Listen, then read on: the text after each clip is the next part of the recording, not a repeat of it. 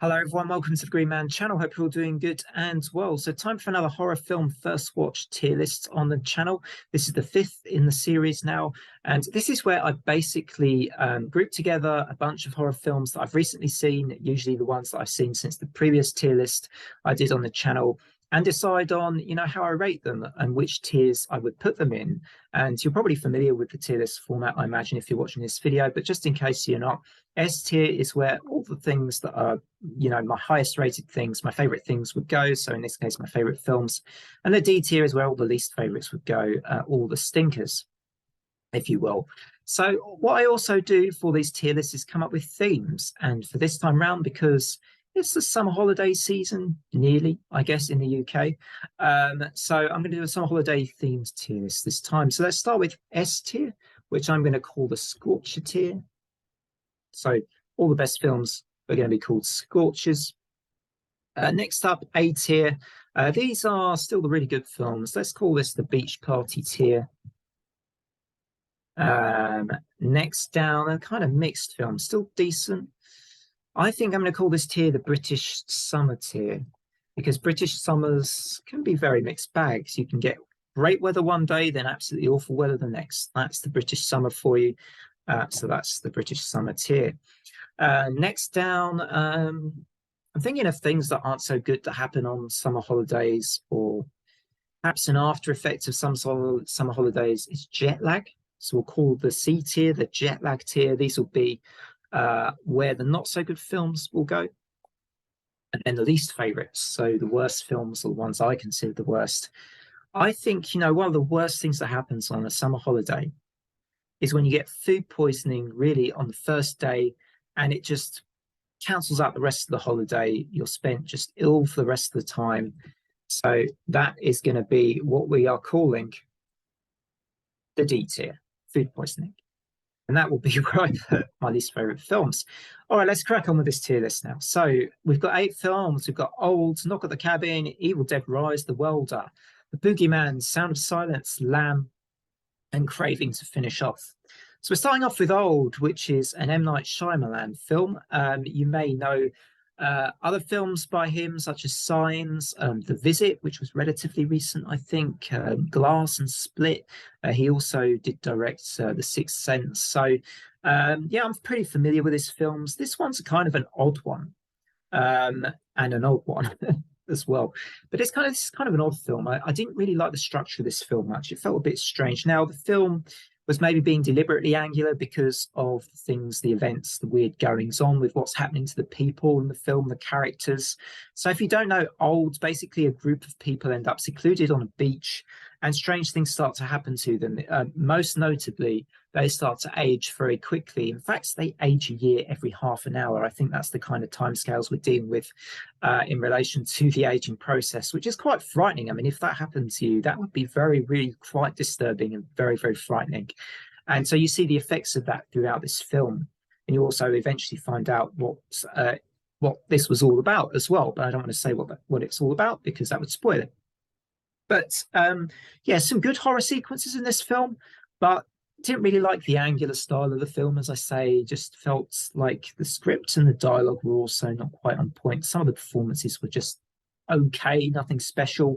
And one of my issues with M. Night Shyamalan films generally is they can be quite good films, but they tend to miss standout scenes in a lot of them, or just things that you will remember.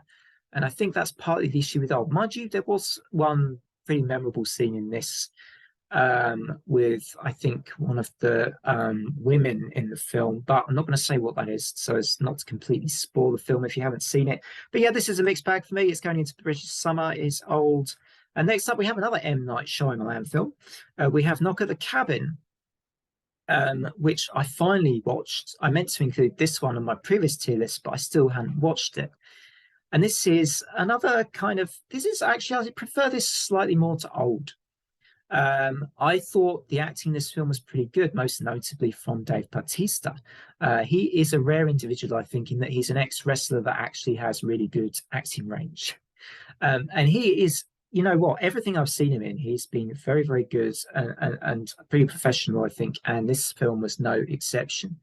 And I also just you know, okay, so let's move on from the positives a little bit into more of the negatives of Knock at the Cabin. Despite me liking the story of this film and me slightly preferring it to Old, it did have issues. I didn't feel invested in many of the characters.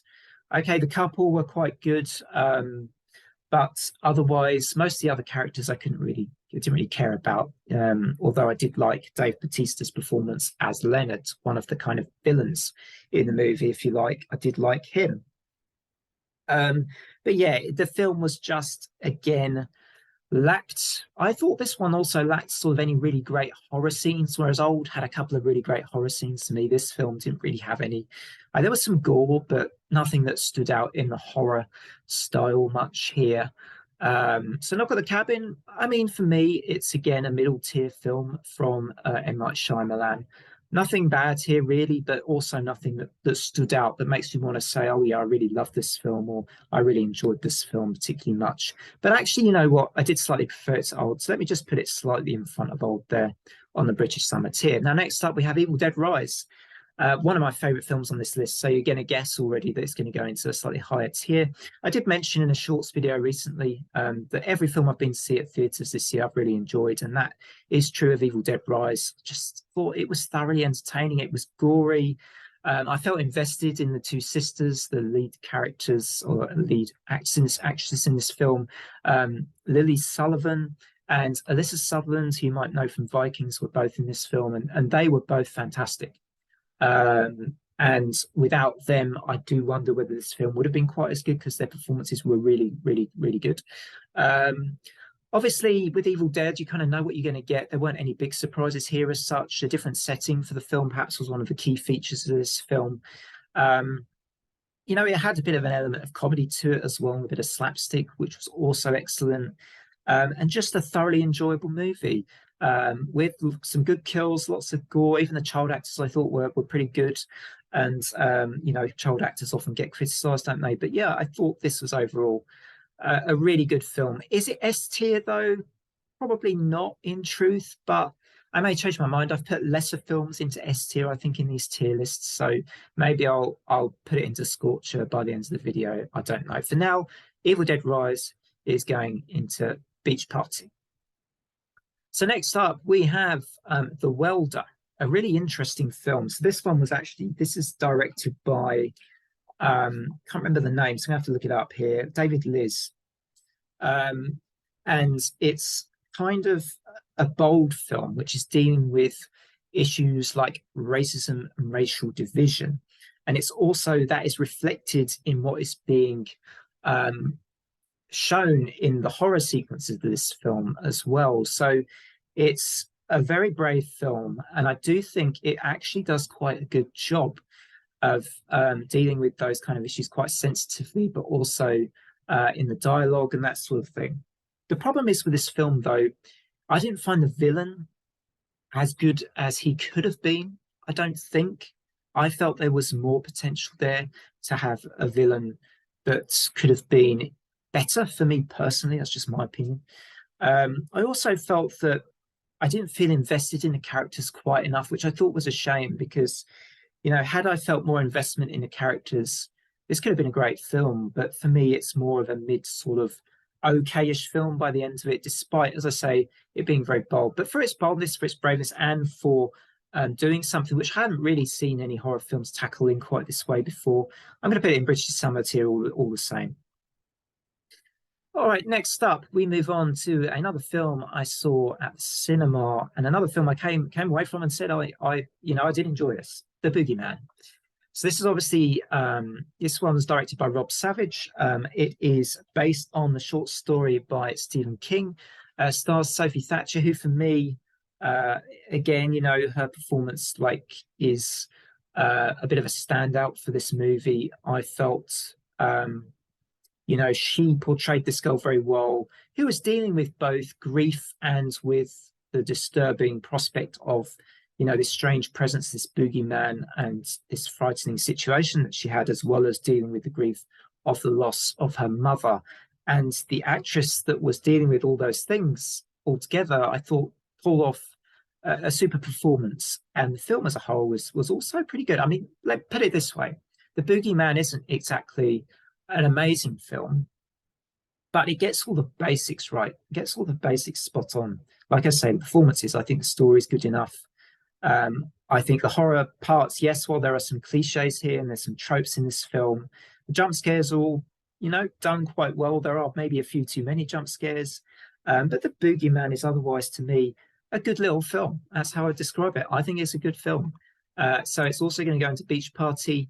Did I like it as much as Evil Dead Rise? Probably not quite as much, but there's not much in it. Both Beach Party films for me, both very, very good. So that's The Boogeyman. We move on to Sound of Silence. Sound of Silence is an Italian movie with three different directors. And that made me wonder, actually, when you've got three different directors directing a film, whether that sort of makes the film kind of lose its way a bit, because this film felt like it maybe lacked direction. It was a bit all over the place. I didn't think the performances were too bad, but just the film was a bit of a mess to me. There wasn't much suspense. The scenes felt kind of jolty and just coming at you, and there wasn't a fluency to them. The story felt weak.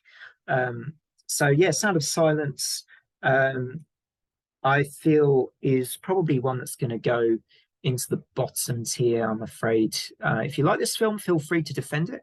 But for me, Sound of Silence is going to go into food poisoning.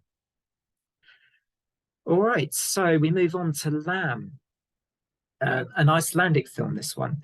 Now, generally, I love a lot of Scandinavian horror, a lot of Scandi noir TV series as well, and the way they get filmed is just always kind of beautiful. The way they do it, it's always a little bit. There's always a darkness in there and a certain melancholy to a lot of Scandinavian, I think, films and TV series. But yeah, there's always a kind of a lot of great acting I tend to find in these kind of films as well, and TV series. And in that sense, this film is certainly, it has good performances. It has Noomi Rapace, who you might know from Alien Prometheus or from the Prometheus film in the Alien franchise. She plays Elizabeth Shaw in that, and she's very good. I mean, I can't really fault any of the performances from any of the actors in this film. And Lamb is also quite entertaining with the creature that is the part human, part lamb. It has a sort of a sheep's head and a human body. And that makes for some interesting relationship developments between the humans and the part human, part lamb creature. And it makes for a bit of heartbreak as well, I think. But, unfortunately, this film was really slow paced. And I don't necessarily mind, I've said before, I don't necessarily mind films that are slow paced if they develop well and if it feels like there's some progression to the film. But for too long, this film had too long segments for me where I didn't feel it was doing enough to keep me interested. Otherwise, I love the creature concept of the film with one hilarious scene involving a drum set, which, if you've seen the film, you know what I'm talking about straight away. But if you haven't, then maybe it's worth watching for that. But yeah, Lamb, it's not bad, but it's not great. So it's going into British Summer, a tier which is getting quite busy. But we're nearly at the end of this tier list, so just 8 films this time round. So we move on to the last film here, which is Craving, directed by Jay Horton. This is a weird film, this one. So this is where a group of drug addicts in a bar end up trapped in the bar by another group of people, one of whom has a dark secret. And the film evolves, telling some of the character backstories, but not telling others. I think it was a bit messy. This film's one real redeeming feature for me, though, was the monster. And I really I thought there were some pretty brutal, gory kills towards the end. So based on its entertainment value and some of its moments as well, there were some pretty cool moments in this film. It's not going to be food poisoning, but it is going to be jet lag. What a way to describe a film. So that's Craving, which is going to the jet lag tier. And there you have it, the tier list. So we'll go through this very quickly again. So am I going to put Evil Dead? Let's put Evil Dead in Scorcher. Let's put Evil Dead in Scorcher. And you end up with this interesting kind of T shape on its side there. So you've got Evil Dead Rise, my favorite here, then The Boogeyman. Great little film, as I say, well, very enjoyable. Then Knock at the Cabin, Oz, The World's and Lamb, all to me kind of mixed bags, pretty decent, but didn't quite do enough for me to really like them. Then you got Craving, which was just in the bit meh to me, apart from the monster. And then Sound of Silence, which is probably not one I would recommend, put it that way. All right, thanks everybody. As always, do drop a sub if you enjoy these videos. And if you enjoy these films, let me know which films did you rate well, which films did you not rate so well. Do you recommend me any horror films for my next tier list? Let me know in the comments, in the chat, wherever. Until next time, take care, everybody. Thank you very much, and bye for now.